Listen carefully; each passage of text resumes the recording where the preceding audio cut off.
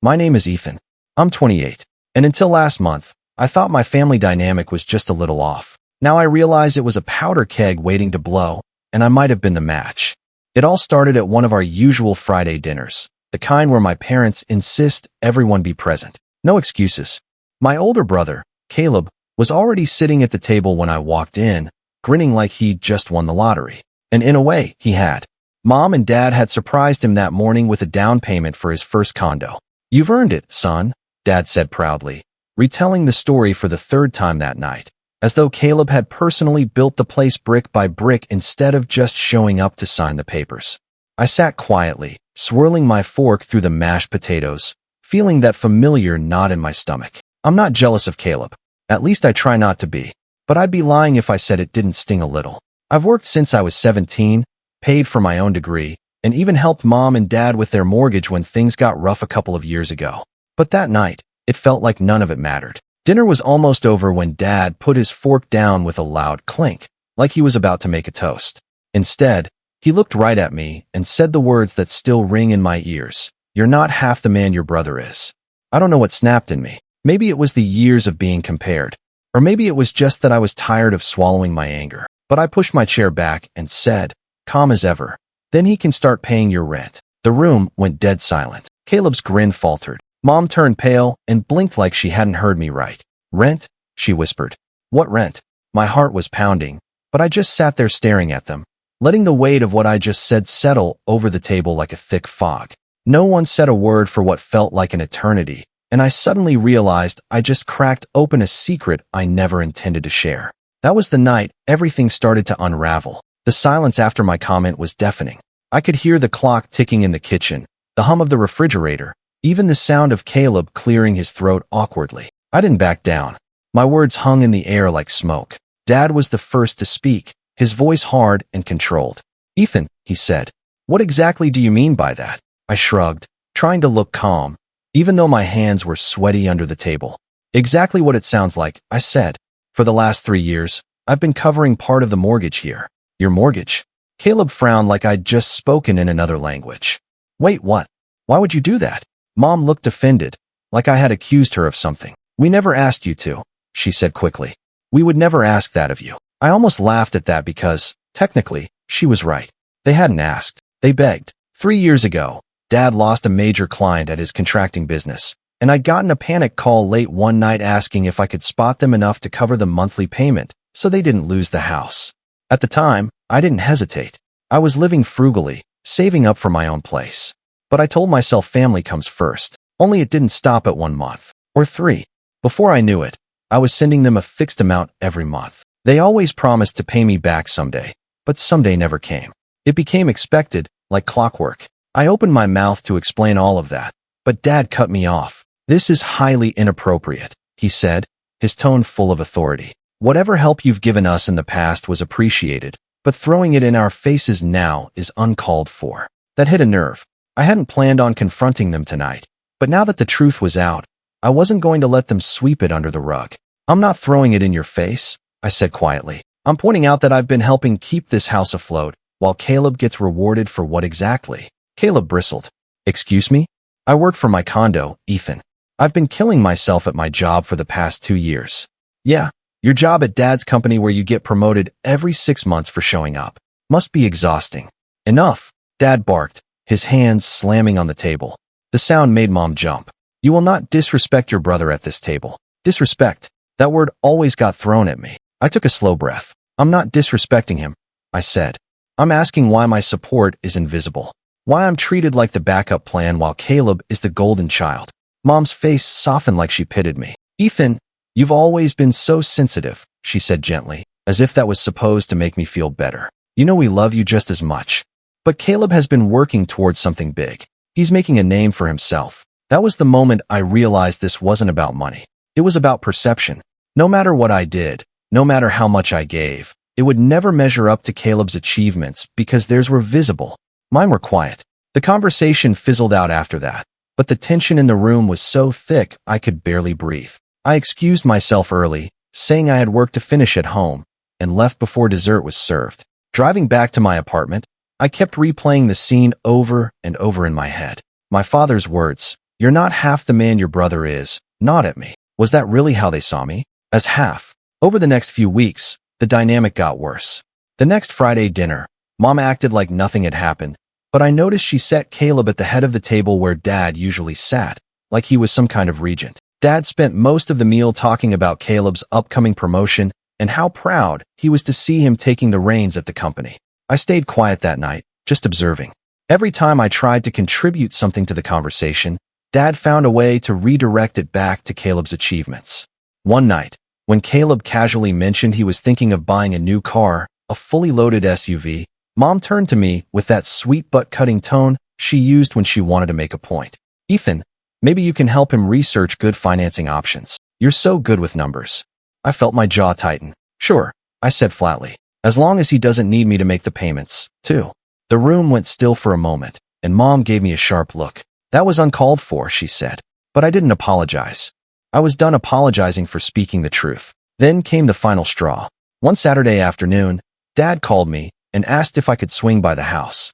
When I got there, I found him and Caleb in the living room looking serious. Mom was sitting stiffly on the couch, her hands clasped. What's going on? I asked, my stomach sinking. Dad cleared his throat. Your brother has a great opportunity right now, he said. He's looking at expanding his condo into a 2-bedroom, so he can rent out part of it. It's an investment. I crossed my arms. And what does that have to do with me? Mom gave me a hopeful smile. We thought maybe you could help with the down payment, she said softly, as if she were asking me to water the plants while they were on vacation. I actually laughed. You've got to be kidding me. Caleb shifted uncomfortably. It's not charity, Ethan. You'd be helping both of us. I could even pay you back once I start renting it out. I stared at them, stunned. You want me to fund your second property when I don't even own one myself? Dad's expression hardened. This is about family, he said. You've been in a position to help before. You're single. You have no kids. And you make good money. It's time to step up again. Something in me snapped right then. I didn't yell, but my voice was cold enough to make Mom flinch. I've been stepping up for 3 years. I've been paying part of your mortgage. I've been sacrificing my own goals so you don't lose this house. And now you want me to bankroll Caleb's real estate ventures. No one said anything. I turned toward the door. I think we're done here, I said, my voice shaking, partly from anger, partly from relief. As I walked out, I could hear Mom calling after me, but I didn't stop. That night, sitting alone in my apartment, I stared at my bank statements. All the money I'd sent them over the years, all the savings I could have had by now, and for what? A pat on the head and a lecture about how I'd never measure up. For the first time, I started to wonder if I was done helping them entirely. And that was when the idea for my next move started to take shape. 3 days after that confrontation, I got a call from Mom early in the morning. Her voice was unusually cheerful, almost rehearsed, and that immediately put me on edge. Ethan, she said, can you stop by the house tonight? Your father and I want to have a family dinner. Caleb will be here, too. It's important. I hesitated. Part of me wanted to say no to protect my sanity and keep my distance, but a smaller part of me was curious.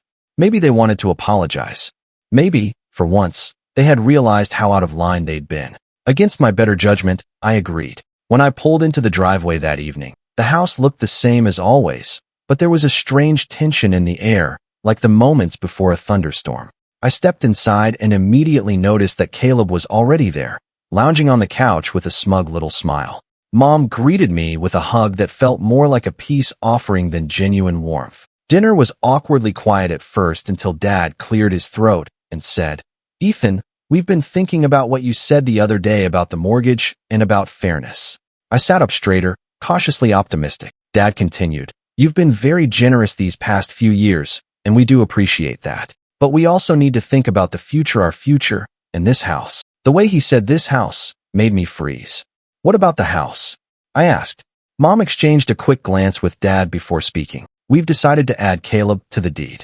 It took me a second to process that. Add Caleb to the deed. I repeated slowly. Yes, Dad said matter-of-factly. He's going to inherit the house one day anyway. But this way he can start taking some responsibility for it now. He can build equity. I felt like the wind had been knocked out of me. So, let me get this straight, I said, my voice dangerously calm. I've been helping you pay for this house for 3 years, and your solution is to make Caleb a co-owner. Mom looked uncomfortable, but Dad didn't flinch. Caleb is the one who's going to keep the family legacy alive. You've made it clear you want your own place someday. This is what makes sense. You didn't even ask me. I said. We didn't need to, Dad replied. You said yourself you were just helping. Help is an ownership. That word help stung worse than I expected. I had sacrificed vacations, nights out, even the idea of buying a home of my own, also they could keep this house. And now they were cutting me out completely, as if I'd never contributed at all. I turned to Caleb, who was suddenly very interested in his plate of food. You knew about this, didn't you? He hesitated, then nodded. Dad told me last week. I didn't think it was a big deal. Not a big deal. I repeated, my voice rising. Caleb, this house wouldn't even still be here if I hadn't been covering part of the payments. You wouldn't have anything to inherit if it weren't for me. Caleb had the audacity to shrug. Look, Ethan, you chose to do that. Nobody forced you. If it bothers you that much, maybe you should stop paying. The casual way he said it, like my contributions were just some hobby I could drop, made my blood boil. I pushed my chair back and stood. You know what? Fine. Consider this my last payment. Dad's jaw tightened. Ethan. No, I interrupted. I'm done. If Caleb is going to be on the deed, then he can be the one to keep this place afloat. I'm not your safety net anymore. Mom looked panicked. Ethan, you can't just pull out now. We're still paying off the loan. That's not my problem anymore, I said. You wanted to make Caleb the man of the house. Congratulations. He can have the whole thing. I turned to leave, but Dad's voice stopped me cold. If you walk out that door, don't expect to come back when things go south. I froze, my hand on the doorknob. That was it. That was the moment everything inside me hardened. He wasn't just taking my contributions for granted. He was threatening me with exile if I didn't keep playing their game. Slowly, I turned back to face him. Things already went south, Dad, I said quietly. You just didn't notice until now. Then I walked out, slamming the door behind me. I drove aimlessly for over an hour, my thoughts racing. I wasn't just hurt. I was furious. I had trusted them, supported them, believed we were working together as a family, and in return, they had effectively cut me out of the picture and handed everything I had helped pay for to my brother. When I finally got back to my apartment, I pulled out a folder where I kept all my bank records and receipts. Every transfer I'd ever made to their account was right there, neatly documented. I stared at the numbers, the thousands of dollars that had gone to them, and felt a strange calm settle over me. They thought I was just going to slink away quietly. They thought they could rewrite history and pretend I never contributed. But they were wrong. This was no longer about fairness. It was about making sure they could never ignore me or my contributions again. And that was the moment I stopped being the peacekeeper in the family and started thinking like someone who had nothing left to lose. That night was the first time in years I didn't sleep at all. I lay on my couch, staring at the ceiling, my mind replaying every conversation, every dinner, every moment I'd chosen to put my family's needs ahead of my own. It all seemed so painfully obvious now. The little comments, the way they praised Caleb for every small accomplishment, but treated mine like background noise. How had I ignored it for so long? By morning, I felt hollow. Not angry, just emptied out. I skipped work that day and sat in silence with a mug of coffee that went cold on the table. Around noon, my phone buzzed with a message from Mom. Ethan, can we talk? This is a misunderstanding. Please don't make this harder than it has to be. I didn't reply. I wasn't ready. The next few days blurred together. I went to work, came home, and sat in my apartment without turning on the lights. It felt like I was mourning something, not just my relationship with my family, but the illusion I had been living under for years. I kept asking myself the same question. If they could betray me so easily, had they ever really seen me as part of the family at all? Friday rolled around, and for the first time in years, I didn't go to family dinner. Around 7 p.m., my phone lit up with call after call from Mom, then Dad, then Caleb. I let them go to voicemail. When I finally checked the messages, they were a mix of guilt trips and veiled threats. Mom's voice was soft, pleading. Ethan, honey, you can't just cut us off like this. We're family. We need to figure this out. Dad's message was harder, colder. You're acting childish. Caleb has stepped up, and you should be happy for him. If you keep this up, you'll regret it. Caleb's was the worst. Casual, almost smug. Dude, this is getting out of hand. Just let it go. It's not that deep. I'll make sure to toast you when I get the keys to the house. I threw my phone across the couch and buried my face in my hands. I had given everything I could to these people, and now they were mocking me for walking away. That weekend, I started pulling my life back piece by piece. I canceled the automatic transfer that had been going to their mortgage account every month. I called my bank and redirected that money into a separate savings account, one that no one but me had access to. For the first time in years, I started to think about what I actually wanted. Not what would make my parents happy, not what would make Caleb proud of me, but what I wanted. At first, I didn't have an answer. I just knew I needed space. Over the next couple of weeks, I went low contact with my family. I stopped answering calls and only replied to texts if they were about something urgent. My parents didn't take it well. Mom sent me long, emotional messages about how she couldn't sleep at night knowing we were fighting. Dad's messages got shorter and angrier, accusing me of abandoning them. One night, I came home to find an envelope taped to my door. Inside was a letter in Dad's handwriting, formal and cold. He wrote that since I had chosen to withdraw financial support, they were considering other options for the future of the house, and that I shouldn't expect to be included in those discussions going forward. I sat on the floor of my apartment, reading that letter over and over until my hands were shaking. It wasn't just about money anymore. This was personal. They were cutting me out completely, not just from the house, but from the family decisions. And yet, as much as it hurt, part of me felt strangely free. For the first time in my life, I wasn't living for their approval. I started going on long walks after work just to clear my head. Sometimes I'd end up downtown, standing in front of apartment buildings I used to dream about living in. I'd imagine what it would be like to have a place of my own, one that no one could take away from me or hold over my head. One night, after a particularly long walk, I went home and opened my laptop. I started looking at condos for sale. Not seriously at first, just browsing. But as I scrolled, I felt something shift inside me. Why not me? Why shouldn't I have a place of my own? I had been quietly saving for years, even with the mortgage payments I'd been making for my parents. Now that I wasn't sending them money anymore, I could build that savings faster. That night, I built a spreadsheet with all my expenses, savings, and potential timelines for buying a place. I hadn't felt that focused in months. But even as I planned for the future, the bitterness stayed with me. Every time I saw my family's name pop up on my phone, it was like a reminder of how little they thought of me. Then came the real gut punch. A few weeks later, I got a text from a mutual family friend, Mrs. Peterson, our old neighbor from across the street. She sent me a photo of a "Congratulations" banner hanging on my parents' front porch with a message. "So excited for Caleb. Heard the house is officially in his name now." I just sat there staring at my phone, numb. They had gone through with it. They'd actually put Caleb on the deed, and no one had told me. Not a call, not a text, nothing. I realized then that there was no going back. This wasn't just favoritism anymore. This was erasure. They had rewritten our family story so that I was just an extra. That night, I poured myself a drink, sat at my kitchen table, and stared at the stack of bank statements and receipts I'd been keeping. My entire contribution to that house, right there in black and white. And that was when a different kind of plan started to form. Not just to build my own life, but to make sure they could never brush aside what I had done for them. It wasn't about yelling or fighting anymore. It was about letting the truth speak for itself and watching what happened when everyone saw it. The morning after I saw that photo of the congratulations banner, something inside me clicked. The pain was still there, but it felt sharper now, more focused. I wasn't just drifting anymore. I had a purpose. For the first time in weeks, I woke up early, showered, and actually felt like I had energy. I made myself a proper breakfast, not just stale cereal or coffee, and opened my laptop. My spreadsheet was still sitting there from the night I'd started planning. I stared at it for a long moment, then added a new column, projected timeline. I wasn't going to just dream about a place of my own anymore. I was going to make it happen. I started small.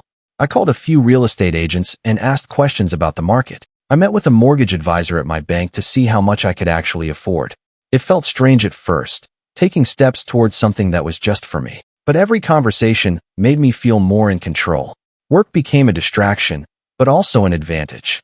I started volunteering for extra projects, staying late when I needed to, and putting myself forward for responsibilities I used to shy away from. My boss noticed, and within 2 months, I got a raise. A modest one, but enough to bump my savings plan forward by a few months. I didn't tell my family about any of this. In fact, I was speaking to them less and less. The silence was liberating. Without the constant drip of criticism or comparisons, I could actually hear my own thoughts for once. But they weren't staying quiet. Every now and then, I'd get a text from Mom, sometimes apologetic, sometimes passive-aggressive. "Ethan, you're really hurting your father. Can't we just put this behind us?" Other times, it was Dad, more direct. "You're being stubborn. We did what we thought was best. You should be proud of your brother, not resentful." I never replied. I wasn't ready to engage. Instead, I poured my energy into building myself up. I picked up a side hustle doing freelance financial consulting, something I'd always been good at but never had time for before. It was slow at first, a client here, a client there. But word started to spread. Within 3 months, I had regular weekend work that nearly doubled my income. And then came the turning point. One of my freelance clients, a small tech startup, asked me if I'd consider coming on as their full-time financial analyst. It was a risk. They were young, not as established as my current company, but they offered me a salary nearly 40% higher than what I was making, plus equity in the company. I said yes. The day I handed in my resignation at my old job, I felt a rush of freedom I can't even put into words. I wasn't just leaving a job. I was leaving behind the version of myself that had stayed small and quiet to keep everyone else comfortable. With my new salary and side hustle income, my savings grew faster than I thought possible. Within 6 months, I was sitting across from a realtor, signing papers for my very first condo. A sleek, modern one-bedroom downtown with floor-to-ceiling windows and a view of the skyline. When I got the keys, I just stood in the empty space for a long time, soaking it in. No one had helped me get there. No one could claim ownership over it. This was mine, completely and entirely. I moved in on a Saturday and spent the whole weekend unpacking, hanging shelves, arranging furniture exactly how I wanted it. There was something deeply healing about setting up a space that no one else had a say in. Of course, my family eventually found out. It started with Caleb, who somehow saw a photo I posted on social media, just a casual shot of the view from my balcony. His text came 5 minutes later. "Whoa, nice place. Didn't know you were house hunting." I ignored him. A day later, Mom called. When I didn't answer, she left a voicemail. "Ethan, why didn't you tell us? We would have loved to help you move in. Your father feels very hurt that you kept this a secret." I listened to the message twice, then deleted it. Because the truth was, it wasn't a secret. They just weren't entitled to know. Over the next few weeks, I focused on settling into my new life. My work at the startup was challenging but exciting, and the company was growing fast. I was part of something that mattered. And for once, I felt like I was exactly where I was supposed to be. Every night when I came home, I'd look around at my condo and feel that same quiet satisfaction. The same walls they'd once told me I'd never be able to afford were now mine. Not because someone handed them to me, but because I had fought tooth and nail to build this life. But even as I thrived, the bitterness didn't go away. If anything, it sharpened, because I knew what my family was still telling everyone, that Caleb had saved the family home, that he was the one who had stepped up when times were hard. My contributions were invisible, erased, and that burned. One night, I sat at my dining table with that same stack of bank statements and receipts in front of me. Every month, every payment, every dollar I had sacrificed for that house. I spread them out across the table, running my fingers over the numbers. And that's when the idea fully formed, not just to tell the truth, but to show it. If they wanted to pretend I had done nothing, I was going to make it impossible for anyone to believe that. And when the time came, I wasn't going to raise my voice. I wasn't going to argue. I was going to let the facts speak for themselves and watch as everything they had built on lies came crashing down. By the time spring rolled around, I had turned my condo into a home. Not just a place to sleep, but a space that felt like a reflection of me. I had a proper office corner with a sleek desk and a whiteboard where I tracked my goals. My fridge wasn't empty anymore, and my bank account looked healthier than it ever had. Life was good, but that stack of receipts stayed on my dining table like a quiet reminder that I wasn't finished. I started thinking more deliberately about how, when, and where to reveal the truth about everything I had done for my parents' house. I didn't want a shouting match in their kitchen. I didn't want a private confrontation they could sweep under the rug. I wanted everyone, the entire family, maybe even their friends to see who had actually kept that house standing. That's when fate handed me the perfect setup. One afternoon, I got a call from my cousin Chloe, who I'd always been close with. She hesitated for a moment before saying, "Hey, just so you know, your parents are throwing a family appreciation dinner next month. They send invites to everyone." I frowned. Family appreciation? "Yeah," Chloe said, her tone dry. From the way they worded it, it sounds like they're planning to make a big deal about how Caleb has been taking care of the family legacy. I felt my stomach tighten. "You're kidding." "I wish I was," she said. "They even asked me to make a little slideshow of photos of the house over the years. They want to show how much it means to the family." I thanked her for the heads up, but after I hung up, I just sat there staring at my phone. A public dinner with everyone there to celebrate Caleb for doing the thing I had been doing quietly for years. It was infuriating. And perfect. That night, I started organizing my documents. I scanned every bank statement, every wire transfer confirmation, every note from my parents thanking me for helping out just this once. I put them in chronological order, creating a clear timeline of exactly how much money I had put into that house and when. But I didn't stop there. Through my work in finance, I had access to software that allowed me to build professional-level financial reports. I spent an entire weekend compiling everything into a single, polished document: charts, graphs, annotations. At the end, I added a summary page. Total contributions to family home, 2019 to 2023, $68,450. Seeing the number like that, bold and undeniable, made me sit back in my chair and exhale. No more minimizing what I had done. No more letting them rewrite history. But there was one more piece I needed. Through Chloe, I found out the dinner was going to be at a local event hall, a semi-formal thing with a rented projector and microphone. That gave me an idea. I reached out to Chloe and cautiously asked if she could share the slideshow file with me, just to look over. She didn't ask questions. She sent it over that night. I opened the file and scrolled through the slides. They were simple: photos of the house from different years, family pictures on the porch, captions about memories made here. The last slide said in bold letters, "Thank you, Caleb, for preserving our family home." I stared at that slide for a long time. Then I copied the entire presentation and started making my own version. Same photos, same captions, but at the end, instead of that line about Caleb, I added a new set of slides. My financial report, condensed into a clean, easy-to-read format. I made sure every transfer had a date and a brief description. I included the total amount in massive font on the last slide, with one line beneath it. "This is who kept the house alive." When I was done, I exported the file and saved it in 3 different places: on my laptop, on a flash drive, and in cloud storage. I wasn't going to risk losing it. The more I worked on this, the calmer I felt. It wasn't about revenge anymore. Or maybe it still was, but in a way that felt precise, controlled. At work, things were also looking up. Our startup had just landed a major client, which meant my stock options were suddenly worth a lot more. For the first time, I was in a position where my financial stability didn't feel fragile. I could walk into that dinner completely unshaken. The weeks leading up to the event were strangely quiet. My parents didn't reach out much, though Mom did send a polite, formal invitation via text. "Ethan, we'd love for you to join us for this special evening. It would mean a lot to the family." I replied simply, "I'll be there." I didn't tell them anything else. The night of the dinner arrived, and I dressed carefully. Nothing flashy, but sharp enough to make an impression. When I walked into the event hall, I immediately noticed the way heads turned. Some relatives smiled and waved, surprised to see me after months of distance. Caleb spotted me across the room and raised an eyebrow, but didn't say anything. Mom came over, hugged me tightly, and whispered, "I'm so glad you came." I just smiled politely. Wouldn't miss it. The evening started with small talk, food, and wine. The atmosphere was warm, celebratory. I stayed quiet, waiting. Finally, after dinner, Dad stood up and tapped the microphone. "Thank you all for coming tonight," he began. "This house has been the cornerstone of our family for decades, and we wanted to take a moment to recognize the person who has worked so hard to preserve it." Caleb shifted in his chair, already smiling like he knew what was coming. "And with that," Dad said proudly, "let's look back on some of the memories we've made over the years." The lights dimmed, and the slideshow began to play on the screen.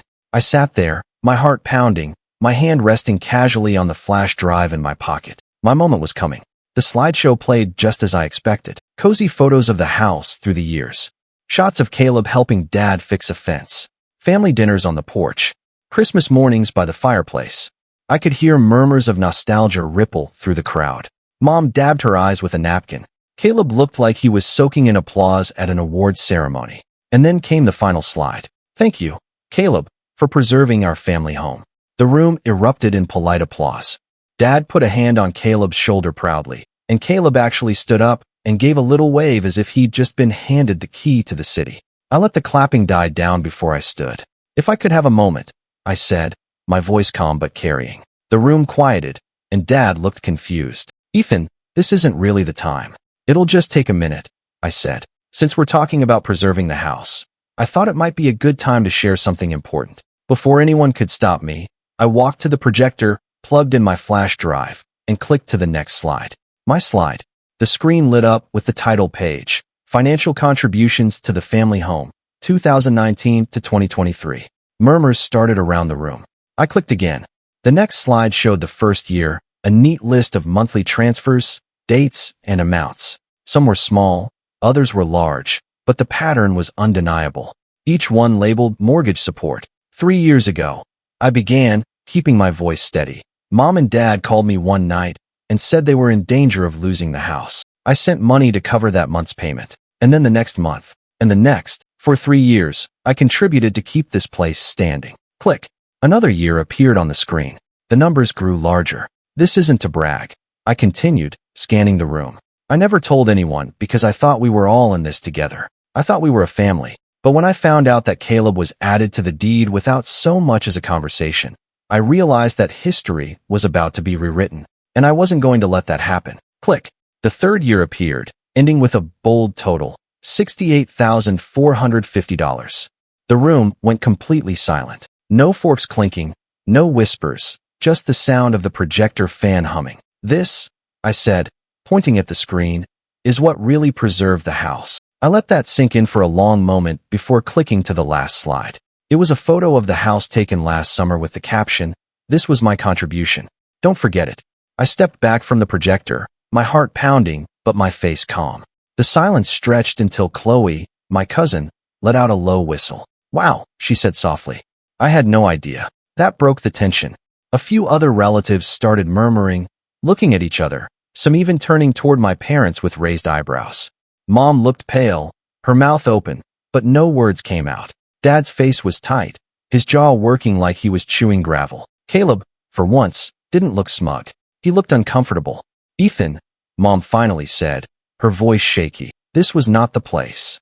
"Actually," I interrupted gently, "this is exactly the place. You wanted everyone here to celebrate Caleb's part in saving the house.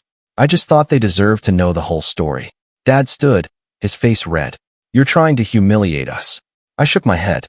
"No, I'm telling the truth. If the truth is humiliating, that's not on me." The room went quiet again. My aunt cleared her throat. "Well," she said carefully, "I think we can all agree Ethan deserves some recognition for what he's done." A few people nodded. Someone even started clapping quietly until Dad shot them a glare. I didn't wait for permission. I unplugged my flash drive, slipped it back in my pocket, and said, "That's all I wanted to say. Please enjoy the rest of your evening." Then I sat back down, calm as ever, while the rest of the room buzzed with whispers. From that point on, the entire energy of the dinner shifted. Conversations were hushed, pointed. I caught more than one relative glancing at my parents with looks that ranged from shocked to disappointed. Mom barely touched her plate after that. Dad didn't say another word for the rest of the night. Caleb tried to joke it off once, muttering something about, "Well, guess you were the secret landlord all along," but no one laughed. I stayed until dessert was served, then stood and thanked everyone for coming before quietly heading out. Walking to my car, I felt lighter than I had in months. It wasn't joy, not exactly. It was clarity. I hadn't yelled. I hadn't begged. I hadn't tried to convince them of anything. I had simply laid out the truth and let everyone see it. And judging by the looks on my parents' faces as I left, the truth had landed harder than any argument ever could. But as I drove home, a new question formed in my mind, one that made me grip the wheel a little tighter. What would they do now that they had been exposed? The fallout started almost immediately. The next morning, my phone buzzed with a string of texts from Mom. Long paragraphs that swung wildly between guilt, anger, and self-pity. "Ethan, what you did last night was cruel. You blindsided us in front of everyone." 2 minutes later, another message. "But maybe we deserved it. I didn't realize how much you'd been giving. I should have thanked you sooner." And then, almost as if she couldn't stop herself, "But you could have come to us privately. Now everyone is talking about us. Your father hasn't slept all night." I didn't reply. I wasn't ready to get pulled back into their narrative. By noon, Dad called. I let it go to voicemail, then listened as he spoke, his tone clipped. "You've embarrassed this family, Ethan. People are calling us, asking questions. You made it sound like we forced you to pay when you volunteered. That was your choice." He paused, and for the first time, I heard a crack in his voice. "I don't know who you're trying to hurt, but you've hurt your mother deep. If that was your goal, congratulations." I deleted the message without saving it. Later that afternoon, Chloe called me. "You have no idea what a stir you caused last night," she said, trying not to laugh. "Half the relatives are furious at your parents." The other half are calling you the unsung hero of the family. Aunt Carol said it was the first time she's ever seen your dad look speechless. I chuckled, a little surprised at how good that felt to hear. I didn't do it for them, I said. I just wanted the truth out. Well, Chloe said, you got it out. And now no one can pretend they don't know. That evening, I decided to check social media. My parents weren't heavy users, but some of my cousins had posted photos from the event. Under one of them, there was a comment thread that had clearly turned into a debate. Cousin Alex. Honestly, props to Ethan. If I had given that much, I'd want people to know, too. Aunt Carol. Exactly. It's not about embarrassing anyone. It's about recognition. Family friend Jessica. I didn't know Ethan was helping with the mortgage. That's incredible. The comments went on and on. Not one person criticized me for what I had done. For the next week, there was radio silence from my parents. Then, on Friday evening, I got a knock on my condo door. When I opened it, Dad was standing there, looking older than I'd ever seen him. Mom was behind him, her hands clasped together. Ethan, Dad said, his voice low. Can we come in? I stepped aside and let them in, keeping my face neutral. They didn't sit right away. Mom looked around the condo, taking in the clean, minimalist space. You've done well for yourself, she said quietly. Thanks, I said, still standing. Dad finally spoke. I owe you an apology, he said, each word slow and deliberate. I didn't realize how much resentment had built up. I thought we were all doing our part, but you did more than anyone, and I minimized it. That was wrong. Mom nodded quickly. We should have talked to you before adding Caleb to the deed. It wasn't fair. We assumed you didn't care about the house. I exhaled slowly, letting their words hang there for a moment before replying. It's not about the house, I said. It's about respect. I was there for you when things were hard, and you acted like it never happened. You made me feel invisible. Dad looked down at the floor. You're right, he admitted. We were wrong. I don't expect you to forgive us right away, but I wanted you to hear it from me. We know what you did for us, and we won't forget it. Mom took a step closer. Your father and I talked. We want to add you to the deed, too. It's the least we can do. I shook my head. I don't want it, I said simply. They both looked surprised. I have my own place now, my own life. That house was my responsibility for a long time, but it's not anymore. You can keep it. Give it to Caleb. Do whatever you want with it. I'm done tying myself to something that only brought me grief. Mom's eyes filled with tears. Ethan, I'm not saying this to hurt you, I interrupted gently. I'm saying it because I'm finally free, and I want to keep it that way. There was a long silence. Dad finally nodded once. If that's what you want, he said. It is. They stayed a few more minutes, awkwardly trying to make small talk, but the energy had shifted. When they finally left, Mom hugged me a little too long and whispered, I'm proud of you. For the first time in years, I actually believed her. When the door closed behind them, I stood there for a moment, staring out at the city skyline through my window. I hadn't just exposed the truth. I had forced them to see me, really see me, for the first time. And now, for the first time in my life, I wasn't living in the shadow of my family's approval. I was standing on my own, completely and unapologetically. And I knew, deep down, that they would never underestimate me again. Then I turned off the lights, sat on my balcony with a drink in hand, and let the quiet wash over me. Not the heavy silence of being ignored, but the peaceful kind that comes after a storm has passed. Because this time, the house wasn't my burden anymore. It was theirs. And I smiled.